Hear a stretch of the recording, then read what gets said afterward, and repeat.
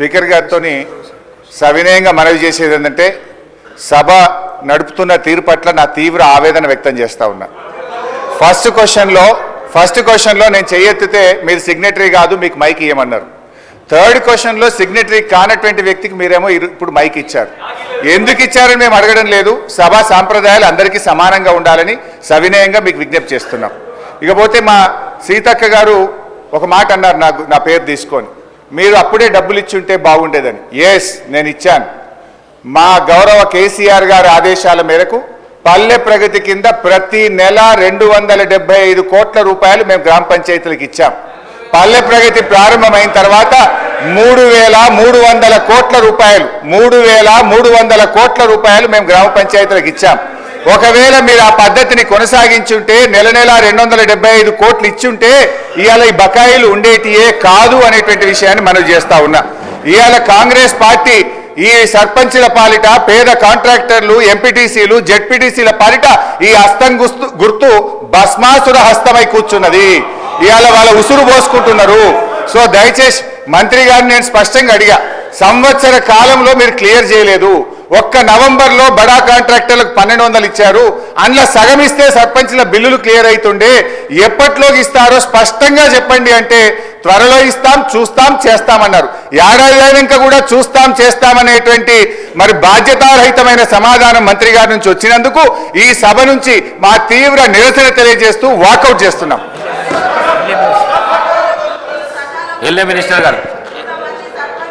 Minister గారు అధ్యక్ష, గౌరవ సీనియర్ శాసనసభ్యులు హరీష్ రావు గారు మాట్లాడుతూ ప్రతి నెల 270 కోట్ల రూపాయలు రిలీజ్ చేసిన తర్వాత బకాయిలు ఉంటాయి. అధ్యక్ష, మేము డిసెంబర్లో ప్రభుత్వాన్ని ఏర్పాటు చేయడం జరిగింది. ఫిబ్రవరి మాసంలో సర్పంచుల పదవీ కాలం పూర్తయింది. ఒకవేళ ఉన్నా ఒక నెల కాల సంబంధించిన బకాయిలు ఉంటుండే. ఆయనేమో ఒక పక్షాన 270 కోట్ల రూపాయలు ప్రతి నెల ఇచ్చాము అని చెప్పినప్పుడు బకాయిలు ఎక్కడికి అధ్యక్ష? ఎక్కడైనా తీసుకొచ్చి పెట్టుకున్నారు అధ్యక్ష? ఈరోజు వారి ప్రభుత్వ హయాంలో సర్పంచులు, ఉప సర్పంచులు ఆత్మహత్య చేసుకున్నారు. వారు సమాధానం చెప్పాలా? ఈరోజు గౌరవ మా పంచాయతీరాజ్ శాఖ మంత్రివర్యులు చెప్పారు, ఏ విధంగానైతే బకాయిలు మా నెత్తిపైన పెట్టి వారి ప్రభుత్వం ఆ రోజు మేము తీసుకున్న వారసత్వాన్ని ఒకటి తర్వాత ఒకటి పూరించే ప్రయత్నం చేస్తూ ఉన్నాం. ఈరోజు కూడా సర్పంచులకు కానీ, ఎంపీటీసీలకు సంబంధించింది కానీ, జెడ్పీటీసీలకు సంబంధించిన ఏవైతే బకాయిలు గత ప్రభుత్వాలు ఇవ్వకుండా పోయినాయో ఒకటి తర్వాత ఒకటి పూరించే కార్యక్రమం చేస్తూ ఉన్న సందర్భాన్ని ఈరోజు మరొక్కసారి మా గౌరవ సర్పంచులు, మాజీ సర్పంచులకి, ఇతర సభ్యులకు కూడా మేము మీ ద్వారా తెలియజేస్తా ఉన్నాం అధ్యక్ష. ఇంకోటి కూడా, గౌరవ సభ్యులు చాలామంది సీనియర్ శాసనసభ్యులు ఉన్నారు ఇక్కడ. క్వశ్చన్ అవర్స్కి సంబంధించి క్లారిఫికేషన్స్ ఉండవు, సభను పక్కదారి పట్టించే కార్యక్రమం చేస్తున్నారు.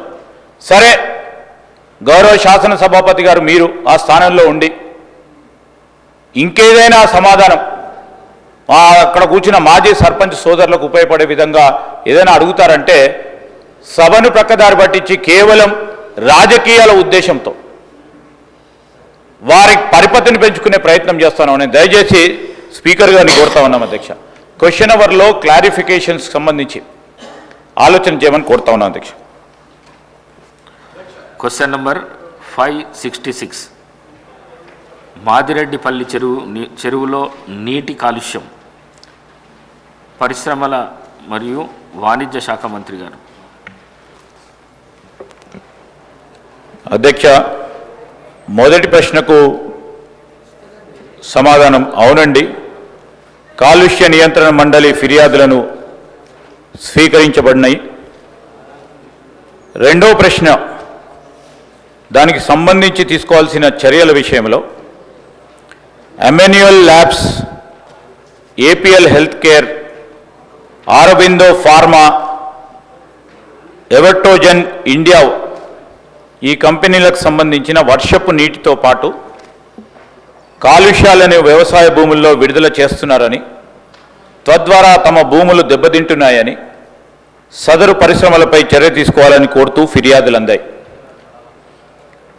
3 యూనిట్లు అంటే APL health care limited unit 1, Aurobindo Pharma limited unit 7, APL health care limited unit 8 tablets, capsules, ointments మున్నగు ఆరెంజ్ కేటగిరీకి వచ్చే ఈ ఫార్మా ఫార్ములేషన్ తయారీలో నిమగ్నమై మహబూబ్నగర్ జిల్లా జడ్చర్ల మండలం పోలపల్లి గ్రామం మరి టీజీఐఏసి ఎస్సీజెడ్లో నెలకొని ఉన్నాయి అధ్యక్ష.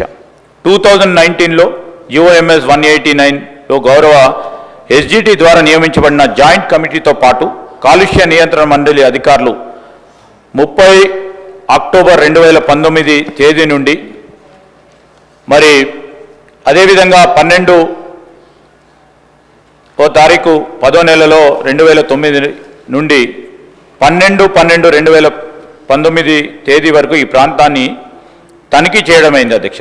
తనిఖీ సమయంలో ఈ పరిశ్రమల పర్యవేక్షణ సమయంలో టీజీఐఏసి ఎస్సీజెడ్ పోలేపల్లిలో నెలకొని ఉన్న ఏదైనా పరిశ్రమల నుండి వాటి పరిసరాల నుండి శుద్ధి చేసి లేదా శుద్ధి చేయని కాలుష్యాల విసర్జన జాయింట్ కమిటీ గుర్తించలేదు. భూసారం కలుషితం కాలేదని కొన్ని సిఫార్సులు చేస్తూ కమిటీ నివేదించింది. తదనుసారం ప్రొఫెసర్లు ఉన్నట్టి సిఎఫ్ఓ కమిటీ కూడా 2023లో సెప్టెంబర్లో సదరు ప్రాంతాలను తనిఖీ చేసి కమిటీ వేసిన సిఫార్సులను సూచనలు కూడా పరిశ్రమలు పాటించాయని గుర్తించబడాయి. పరిశ్రమలు ఎటువంటి వ్యర్థాలను విస్తరించడం లేదని, వ్యర్థాల శుద్ధి విసర్జన కోసం కాలుష్య నియంత్రణ మండలి అనుమతించినట్లుగా పరిశ్రమల వ్యర్థాలని ఉమ్మడి వ్యర్థాల శుద్ధీకరణ ప్లాంట్ సిఈటిపికు తరలిస్తున్నాయి. మండలి అధికారులు 19/9/2024 తేదీన 26/10/24 తేదీన ఇటీవలే ఈ ప్రాంతాన్ని తనిఖీ చేసి పోలపల్లి ఎస్సీజెడ్లో నెలకొని ఉన్న ఫార్మా ఫార్ములేషన్ యూనిట్ల నుండి ఎటువంటి వ్యర్థాల విసర్జనలు లేవని గుర్తించడమైనది. గౌరవ సభ్యులు జానంపల్లి అనిరోధ్ రెడ్డి గారు. ధన్యవాదాలు అధ్యక్ష, నాకు అవకాశం ఇచ్చాడు అధ్యక్ష. ఒక సబ్మిషన్ అధ్యక్ష, మొన్నటి వరకు లెజిస్లేటివ్ సైట్ అధ్యక్ష నాకు క్వశ్చన్ వేరేది ఉంటే అది చేంజ్ అయింది అధ్యక్ష. ఐఎమ్ రిక్వెస్టింగ్ ఈ క్వశ్చన్ ఏంటంటే contempt of court cases on IAS and IPS officer అధ్యక్ష. ఆ క్వశ్చన్ చేంజ్ అయ్యి మళ్ళీ ఇది అరవిందో పొల్యూషన్ క్వశ్చన్ వచ్చింది అధ్యక్ష. సో ఐ రిక్వెస్ట్ ఈ సెషన్లో ఆ అవకాశం కూడా నాకు ఇవ్వాలని అధ్యక్ష. ఇంతకుముందు గౌరవనీయులు మంత్రివర్యులు మాట్లాడింది అధ్యక్ష పొల్యూషన్ గురించి అధ్యక్ష. 2017లోని అధ్యక్ష వ్యవసాయ శాఖ అధ్యక్ష ఈ పొలపల్లి ఎస్సీజెడ్ చుట్టుపక్కల ప్రాంతాల అధ్యక్ష అసలు వ్యవసాయమే చేయలేము పొల్యూషన్ వల్ల అని చెప్పేసి కూడా నివేదిక ఇవ్వడం జరిగింది అధ్యక్ష. ఇదే కాకుండా అధ్యక్ష 3rd సెషన్లో కూడా నేను ఈ పొల్యూషన్ గురించి మాట్లాడిన తర్వాత కూడా అధ్యక్ష 31 జూలైలో మాట్లాడిన అధ్యక్ష 31 ఆగస్టు నాడు అధ్యక్ష ఇది సాక్షి పేపర్ అధ్యక్ష అరబిందో యామ్నిల్ కంపెనీ నుండి అధ్యక్ష వాటర్ మొత్తం పొల్యూటెడ్ వాటర్ విచ్చలవిడిగా పైప్ లైన్ల ద్వారా ముద్రేట్వరి చెరువుకి మొత్తము విరిచినట్టు ఇది మొత్తం ఫోటోస్ ప్రూఫ్తో సహా అధ్యక్ష పేపర్లు వచ్చింది. అదే కాకుండా అధ్యక్ష 10th అక్టోబర్ సాక్షిలో, ఆంధ్రజ్యోతిలో ఆగస్టు 24 నాడు, 31 ఆగస్టు ఆంధ్రజ్యోతిలో, ఈనాడులో 31 ఆగస్టు అధ్యక్ష. అంటే సెషన్లో మాట్లాడిన తర్వాత కూడా పొల్యూషన్ వస్తుందని చెప్పిన తర్వాత కూడా పొల్యూషన్ కంట్రోల్ బోర్డు యాక్షనే తీసుకుంటలేదు అధ్యక్ష. ఇదే కాకుండా అధ్యక్ష మొన్న వాళ్ళకందరికీ నేను క్వశ్చన్ పెట్టిన తర్వాత నోటీసులు పంపించాను అధ్యక్ష. అయితే రైతులు ఇట్లా పొల్యూషన్ వచ్చినప్పుడు రైతులు ఫోన్ చేస్తే పొల్యూషన్ కంట్రోల్ బోర్డులో కంప్లైంట్ ఇవ్వమని చెప్పడం జరిగింది అధ్యక్ష. వాళ్ళు 7th అక్టోబర్ నాడు కంప్లైంట్ ఇస్తే అధ్యక్ష అప్పుడు వాటర్ వాళ్ళు వదులుతున్నారు అధ్యక్ష. లైవ్లో నేను కూడా చూస్తాను. వాటర్ వదిలిన తర్వాత కంప్లైంట్ ఇస్తే అధ్యక్ష పీసీబీ సభ్యులు అధ్యక్ష 26th అక్టోబర్ నాడు వచ్చింది. అంటే అంతా ఆగిపోయిన తర్వాత అంతా సర్దుకున్న తర్వాత 26th అక్టోబర్ నాడు వచ్చి మళ్ళీ వీళ్ళని మొన్న 11th 12th ఈ మంత్ 11th నాడు పిలిచినారు అధ్యక్ష. ఎందుకంటే నేను క్వశ్చన్ పెట్టింది కాబట్టి 11th నాడు డిసెంబర్లో పిలిచిన తర్వాత రైతులు పాపం కిరాయిలు పెట్టుకొని పొల్యూషన్ బోర్డుకి సనత్ నగర్ వెళ్తే అధ్యక్ష వాళ్ళకి ఏమని చెప్పినారు తెలుసు అధ్యక్ష 3 గంటలు కూర్చోబెట్టిన తర్వాత సీసీ కెమెరాలు పెట్టమని చెప్పినారు అధ్యక్ష. సీసీ కెమెరాలు పెడితే ఏమొస్తుంది అధ్యక్ష? మొత్తం చుట్టుపక్కలంతా రైతులు వ్యవసాయం చేసుకోలేకపోతున్నారు, వాళ్ళకి నష్టపరిహారాన్ని కట్టియాలి. ఇంకోటి అధ్యక్ష ఈ పొల్యూషన్ కంట్రోల్ బోర్డు కరెక్ట్గా నామ్స్ ఇంప్లిమెంట్ చేస్తే అధ్యక్ష ఖచ్చితంగా పొల్యూషన్ రాదు అధ్యక్ష. 90% ఇంప్లిమెంట్ చేసినా కానీ పొల్యూషన్ రాదు అధ్యక్ష. ఈరోజు రైతులు ఎందుకు భయపడుతున్నారు అధ్యక్ష? ఫార్మా కంపెనీస్ అంటే పొల్యూషన్ వస్తుందని గత 10 సంవత్సరాల్లో పొల్యూషన్ బోర్డు యాక్షన్ తీసుకోలేదు అధ్యక్ష. నేను కూడా పోయినాను కోర్టుకి. రెడ్ కేటగిరీ జోన్ ఉన్న ఇండస్ట్రీస్ 1 కిలోమీటర్ లోపల ఉంటే షిఫ్ట్ చేయాలంటే పోయిన చీఫ్ సెక్రటరీ సోమేష్ కుమార్ గారు 2 ఏళ్ళ షిఫ్ట్ చేస్తామని ఎన్జీటీకి అప్పుడు పెట్టినా కానీ ఇన్ఫర్మేషన్ ఇచ్చినా కానీ కూడా సబ్మిషన్ చేసినా కానీ కూడా అధ్యక్ష ఈ రోజుకి అలాంటి ఫ్యాక్టరీ షిఫ్ట్ కాలేదు అధ్యక్ష. ఖచ్చితంగా పొల్యూషన్ బోర్డు యాక్షన్ తీసుకోవాలని చెప్పి నేను కోరుకుంటూ ఈ రైతులకి మా ముదిరాజ్ బిడ్డలకు కూడా కంపెన్సేషన్ కట్టాలని చెప్పి కోరుకుంటున్నాను అధ్యక్ష. ధన్యవాదాలు. మినిస్టర్ గారు. గౌరవ సభ్యులు అనిరుద్ రెడ్డి గారు ఈరోజు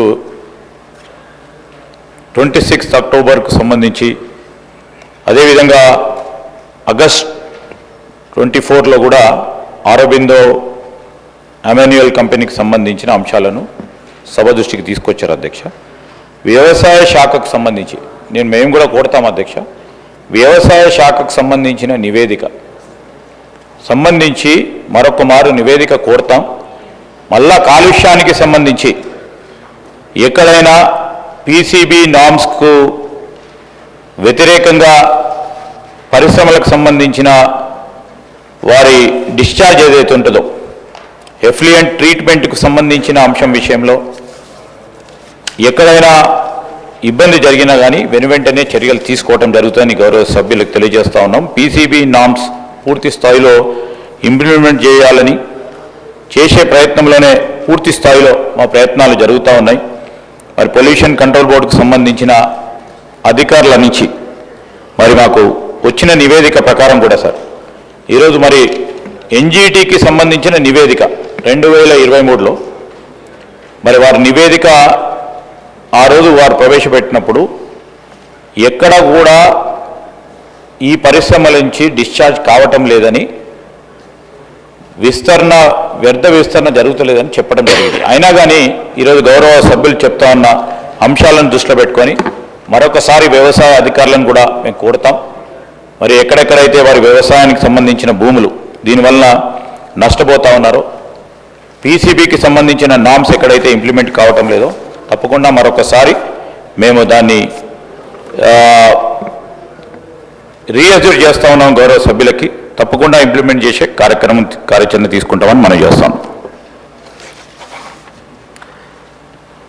క్వశ్చన్ నంబర్ 548 రాష్ట్రంలో నూతన టీజీఐఐసి పార్కుల ఏర్పాటు.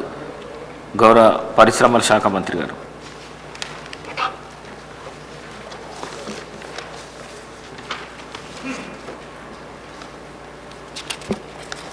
అధ్యక్ష,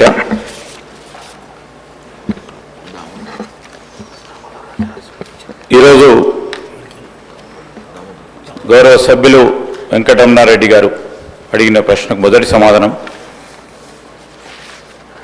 తగిన జాగ్రత్తలు తీసుకుంటూ తెలంగాణలో కొత్త పారిశ్రామిక పార్కుల ఏర్పాటు కోసం తెలంగాణ పారిశ్రామిక మౌలిక సదుపాయ సంస్థ టీజీఐఐసి తెలంగాణ రాష్ట్రంలో 35 ప్రదేశాలకు వర్తింపజేస్తూ 13,741 ఎకరాల భూమిని గుర్తించింది అధ్యక్ష.